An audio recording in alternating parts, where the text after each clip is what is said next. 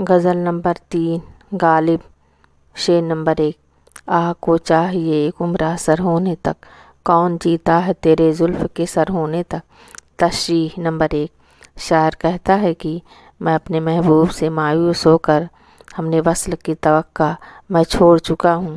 شاعر کہتا ہے کہ میں اپنے محبوب سے مایوس ہو کر وصل کی توقع چھوڑ چکا ہوں، کیونکہ وہ میرے جیتے جی تو میرے پاس آ نہیں سکتا۔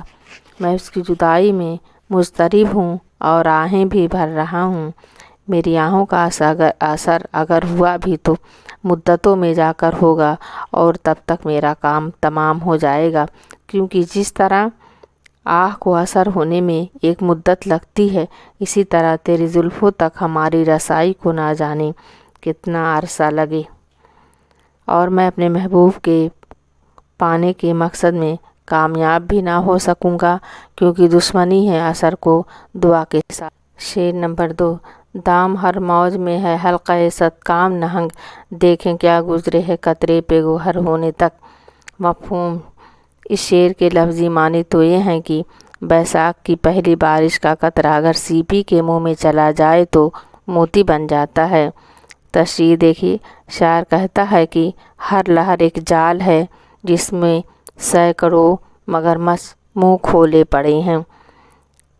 ایک ایک موج میں 100 مگرمچھ اپنا منہ کھولے ہوئے ہیں۔ اب دیکھنا یہ ہے کہ بارش کا ایک قطرہ سیپی کے منہ میں پہنچ کر موتی بن جاتا ہے، یا مگرمچھ کے منہ میں پہنچ کر ضائع ہو جائے گا۔ اس شعر کا اصل مفہوم یہ ہے کہ اعلیٰ مراتب تک پہنچنے کے لیے انسان کو طرح طرح کی دشواریوں اور خطرات کا سامنا کرنا پڑتا ہے، تب کہیں وہ اعلیٰ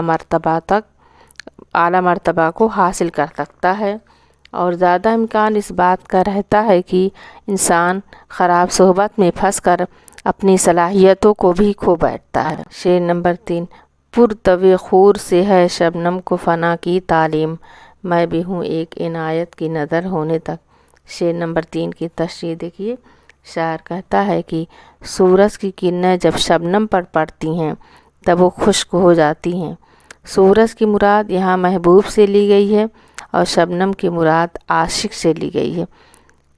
کہنے کا مطلب ہے کہ جس طرح سورج کی نظر عنایت شبنم کو فنا ہونے کی تعلیم دیتی ہے، اسی طرح آپ کی نظر عنایت مجھے فنا ہونے کی تعلیم دے گی۔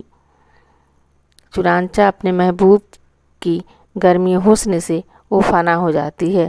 شاعر کہنا چاہتا ہے کہ یہی حال میرا ہے، اگر میرا محبوب مجھے عنایت کی نظر سے دیکھ لے تو میں بھی شبنم کی طرح اپنے محبوب کے حسن کی تاب نہ لا کر فنا ہو جاؤں گا۔ یہ بات کہہ کر شاعر اپنے محبوب کو متوجہ کرنا چاہتا ہے۔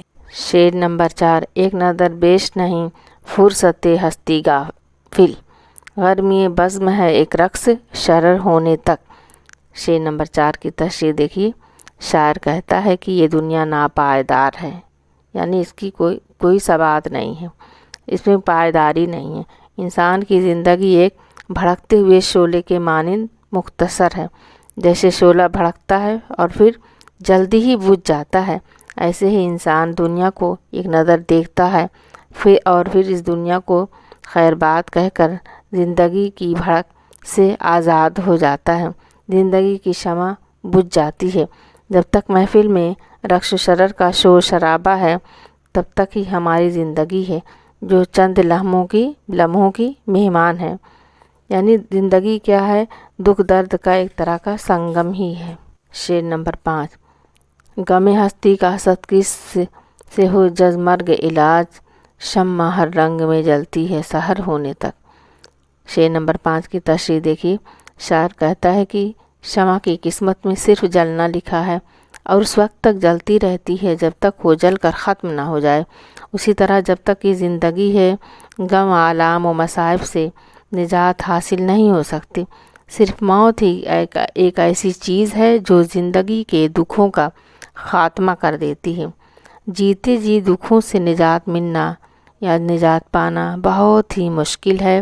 یعنی انسان شمع کے مانند حادثات کا مقابلہ کرتے ہوئے تب تک زندہ رہتا ہے جب تک کہ موت نہ آ جائے۔